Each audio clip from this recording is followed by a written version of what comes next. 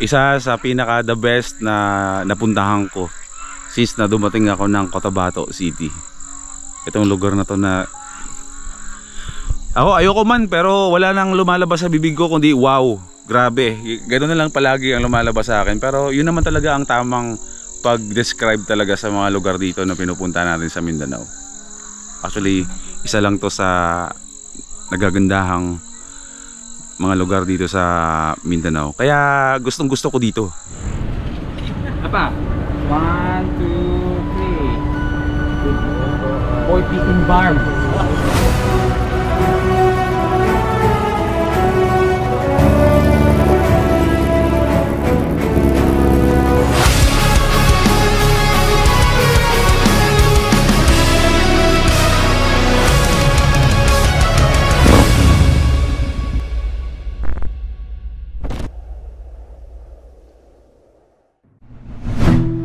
Ngayong araw kasama ang mga kaibigan nating mga Muslim ay pupunta tayo sa isang lugar na kung saan dinadayo rin ng mga nagmomotor. Good morning mula dito sa Cotabato City, the city of dreams. City of dreams. Nangaga, alas 7, tamang-tama, hindi pa matirik ang araw.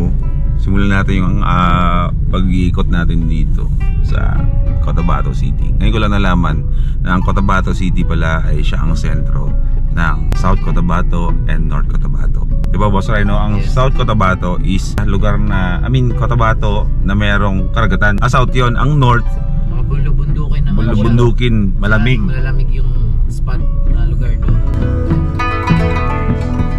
So lumabas na kami as early as 7 at magbe-breakfast kami somewhere daw dyan sa kabundukan na yan. Halatang halata na kakagising lang natin kasi nga namamaos-maos pa tayo eh. Morning bro. Okay. Bibingka. Anong tawag dito sa bundok na to? I love Dos. I love Dos. Welcome to I love Dos. Oh! Muusok-usok pa. Foggy bibingka. Pagbibingka. Bibingka plus kape. Dos is bad. Good morning, Press. Good morning. Hindi ka naman talaga boybi na boybi ah. Ang president ng hot team Cotabato, si Boss Rai. Hello. Yan. Yung pinuntahan natin kagabi na barbecuehan, mga ihawan, yun. Sabog yung tiyan ko sa sobrang dami ng kinain ko. Enjoy lang natin kasi sayang yung pagkakataon na nagta-travel tayo tapos nagdadayo tayo. Imbis na kumain tayo ng masarap at maayos, diba? Napipigilan. So after Filipino na natin isipin yung mga pagpapayat program na yan. 6:30 ng umaga, sinundo na nila ako sa hotel. Gising na ako noon kasi nag-edit ako. Matik ba pag bibingka may nyug talaga? Matik na yun. Matik. Yun yung standard talaga. Alam niyo yung bibingka sa Maynila, ang laki.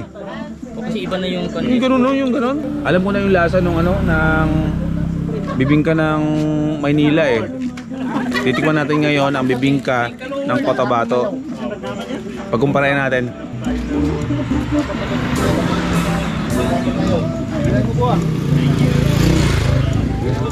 Isa pa. Wala, mas masarap yung bibingka dito. Maling sama lang, mawala rin. Galit ako sa matamis. Native coffee, let's go. Halo-halo muna tapos hayaan muna siya natin ng ilang minutes para bumagsak yung coffee grains. Isa pang bagay na kailangan nating matutunan. 'Di ba pinag-uusapan natin yung mga flags na yan na parang nakikita natin. Sabi ko, ano kaya meron dito para merong festival o fiesta? Ang ibig sabihin pala ng mga flags na ganyan is sa isang barangay. Mga bro, may kinakasal. Opo, may kasal. So talagang kahit isa lang yung kakasal, buong barangay maglalagay talaga ng sana all kinakasal. Joke lang. Grabe no? Isipin nyo na sa atin, di ba, pag kinasal, minsan ito in realidad lang naman to, pag may kinasal sa atin, di ba, dyan sa Luzon, wala namang paki ang mga kapit. Siguro yung mga kapitbahay mo paki kasi para sa ikakasal, pero parang majority yung pamilya ng ikakasal lang talaga at kamag-anak yung para nagse-celebrate. Dito pag may kinasal sa loob ng taga barangay, yung buong barangay maglalagay diba? Grabe no. Malalaman ng buong barangay na ikakasal. So malaki ang chance na hindi pwedeng Maglokohan. Kasi alam ng buong barangay na kasal ka na. Yan. Nang imbita ka, expected mo yung pupunta Isang barangay din. Isang barangay din. Sa lang inimbitahan mo, isang barangay yung pupunta sa'yo. Laki ng gastos. Kaya, kaya kailangan talagang mag-prepare ka ng mga baka, kambing na kakatayin. Tsaka hindi yung isang baka lang, no? Hindi. Paramihan po. Barangay mo naman pupunta sa'yo naka-elf. Legit bro. Oo. Kasi once na ako nakakita ng Pag sa Luzon, kapag nangingimbita ka, syempre may card. Oo. Sino lang yung nabigyan ng card? Yun lang ang pupunta. Invitation card, yun Oo. lang yung pupunta. Yun lang makapasok. Dito, pag tapikis mo bro, punta ka sa kasal ko. Expected Ganun mo lang. pamilya, pupunta na yan. Isang tapik, buong angkan. Kasama. Kasama. Sama. Grabe no. Nakakatuwa yung ganun no. Ang kanang-kan ng usapan. Sa amin doon, piling-pili pa yung kung sino yung invite eh. Tapos gumulangan pa yung pagkabigay, uy, tayo-tayo lang nga na, huwag ka mag-invite. Grabe no? At dahil nga stopover natin dito sa Cotabato City, pagkatapos namin mag-breakfast, ay babalikan natin ang Grand Mosque ng Cotabato City, ang pinakamalaking mosque dito sa Pilipinas.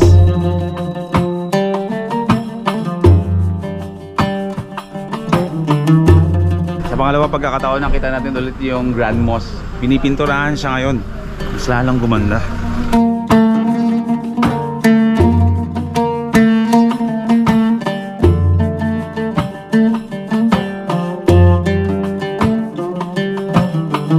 Oy, mga kamag-anak ko! Ayun, may lalapit bro, may lalapit. Hingi ng pagkain yan. Hello! Lagi yung goy. Nangihingi ng mga pagkain kasi yan. Kaya nga. Wala tayong pagkain eh. Bye. Balik lang kami. Bye. Bibigay ko sana yung sarili ko kaso hindi naman ako masarap. Dito kami ngayon sa Jollycode. Tara sa Jollycode. Jollycode. Pag kinasal ka, dapat invited ako ha. Kasal na kami. May Kasal na ba kayo? May anak Eh di, na kami. magpakasal kayo ulit. For the sake na maka-attend lang ako. Pinakamasarap na lutong bahay dito sa Cotabato. Oo, sige. Ate Cora si Idri. Hanapin natin si Ate Cora. Uy, ang sarap nito. Dilis, yun ang gusto ko. And for today's brunch, ang ating ulam ay Talakitok, sabaw. sinabawang talakitok, gulay. Gulay, kangkong, dilis, Dilis na merong, ano tawag dito? radish. Radish. In Tagalog, ayaw ko na mag-isip. Yung mga yung Tagalog ng radish.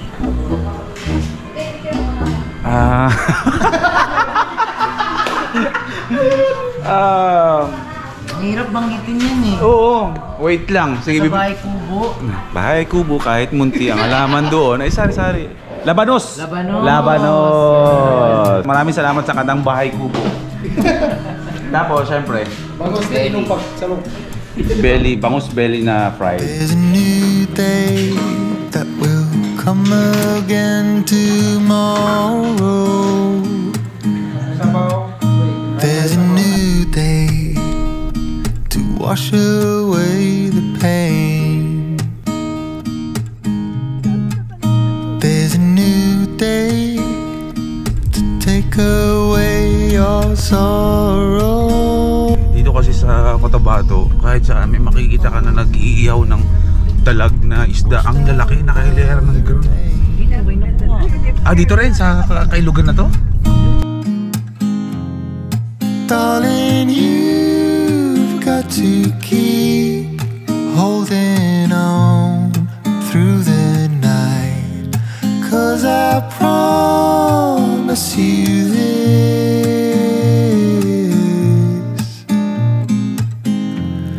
if you try to get some sleep, if you give up the fight, if only just for a bit,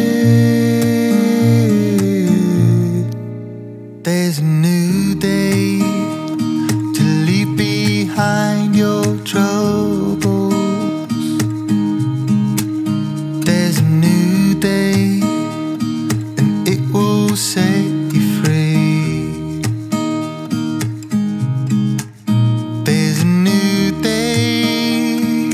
get you through your struggles.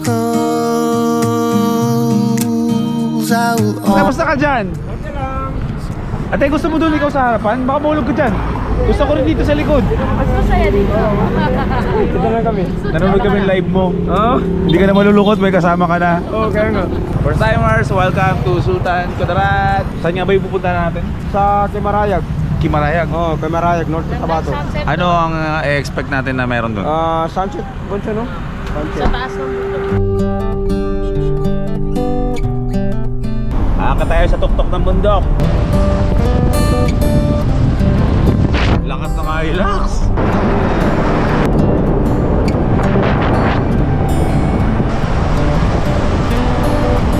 Bulas! Evergreen Heights Mountain Park. This is as good a day as any to start the rebuilding of life. The roads that lay open are many when the old one's gone under the knife. And I can feel the sun on my skin. Dapat ko na magpalipad ng drone. Saan na? Makagat labi. May kagatlabi, no? Paano? Ganyan ba? Naririnig ganyan pala magpalipad lang. Focus. Today and not tomorrow. There's no time to borrow today. Isipin nyo naman, tignan mo naman yung nakukunan ko.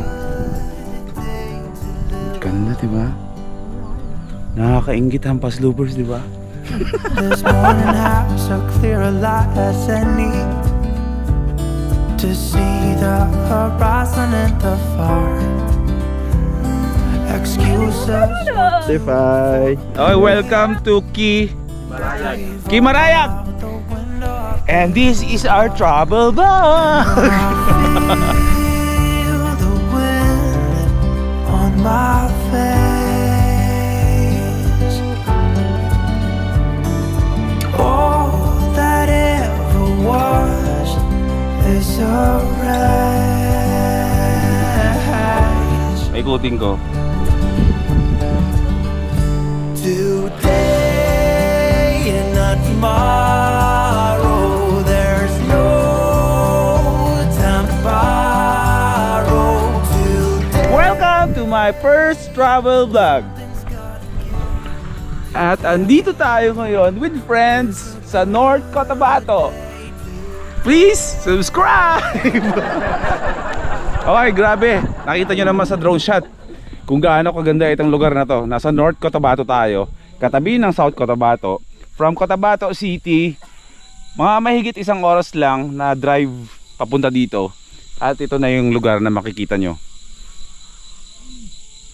Dumaan ako ng bukid noon, pero never ako naging sobrang parang up close sa kabundukan tulad ng ganito. Kasi nasa harapan ko lang siya. Akala namin hindi namin naaabutin, pero naabutan natin yung sobrang gandang lugar na to, promise. Perfect na perfect yung sunset, oh. Grabe. Pulang ba? Ganda nito, oh. Yehoo! Ganda, grabe. Dito sa likuran ko is yan yung tinatawag na Ligawasan Marsh, na kung saan lahat ng mga marsh required na merong crocodile. Parang, di ba, basta may marsh, no? Bakit kaya tinatawag na marsh yung mga ilog na merong, ilugan na merong buhaya? Di ba? Isa sa pinaka the best na napuntahan ko since na dumating ako ng Cotabato City. Itong lugar na to na ayoko man, pero wala nang lumalabas sa bibig ko kundi wow, grabe. Ganoon na lang palagi ang lumalabas sa akin. Pero yun naman talaga ang tamang pag-describe talaga sa mga lugar dito na pinupunta natin sa Mindanao. Actually, isa lang to sa nagagandahang mga lugar dito sa Mindanao. Kaya gustong gusto ko dito. Kasi may mga lugar, yung mga ganitong klaseng lugar ba dito. Kaya gustong gusto ko nagta-travel ako palagi sa Mindanao. Is dahil sobrang easy access ba para mag-travel ng continuous para puntahan nyo iba't ibang klaseng lugar na magaganda dito sa Mindanao. Priceless, no? So mag-stay lang muna kami dito para hanggang sa lumubog yung araw. Susubaybayan lang namin yung paglubog ng sunset ba? Paglubog ng sunset. Susubaybayan lang namin yung sunsetting. Ito napakagandang tanawin na to, grabe. Talaga nakaka-speechless, no? Mga ganitong view yung talagang namimiss kong, yung hindi siya basta-basta, ano ba? Hindi siya basta-bastang mahahanap mo sa atin. Dito ilang oras lang, isang oras lang meron ko ng lugar na ganito.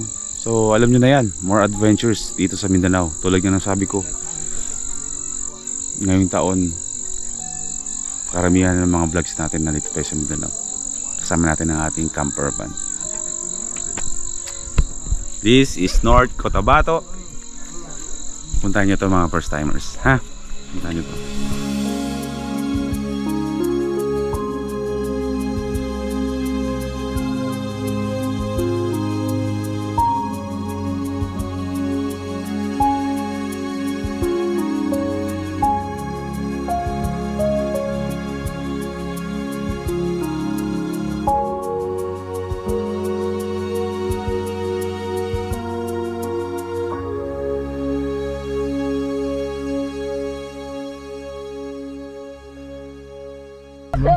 Legit na sardinas! Legit na sardinas!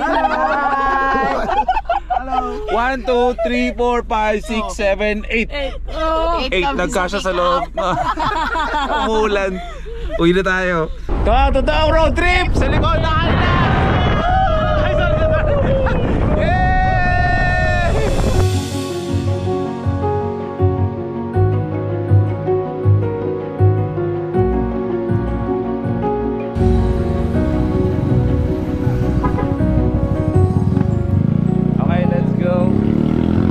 Okay, welcome sa BARM. Ang ibig sabihin ng BARMM, sabay-sabay tayong alamin, is Bangsamoro Autonomous Region in Muslim Mindanao. Yan ang ibig sabihin ng BARM. Ito yung building nila. May mga preparation lang nangyayari dito kasi magaganap na yung Ramadan in preparation. Tapos ito yung mga gawa-gawa niyan. Ayan yung parang malaking Quran. Kung sa atin sa mga Kristiyano, Bible, sa Muslim is Quran ang libro nila. So ayan, pasok tayo dito. Isang karangalan po ang ma-invite na makabisita po dito sa BARM. Yung sa Pink Mosque, practice lang yun kung paano isuot. Kunin po yung polo sa bahay ganyan. Ayan, ito na yun mismo. Oh, maraming salamat po ah. Thank you po. Sukran. Apa? 1, 2, 3. Boy Picking BARM. Sir, picture po tayo. Assalamualaikum. Doon tayo sa kabila. Museum yun press? Museum? Okay, let's go. Maraming salamat. Isa pong karangalan talaga. Hello po! Hello! So ibig sabihin lahat ng mga kagaganapan about government bro nandito sa loob ng malaking compound na to. Nandito kami sa Bangsamoro Museum. Welcome to Bangsamoro Museum. Thank you.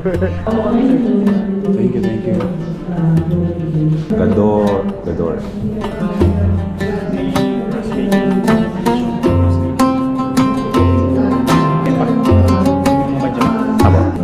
Na ngayon na better nga.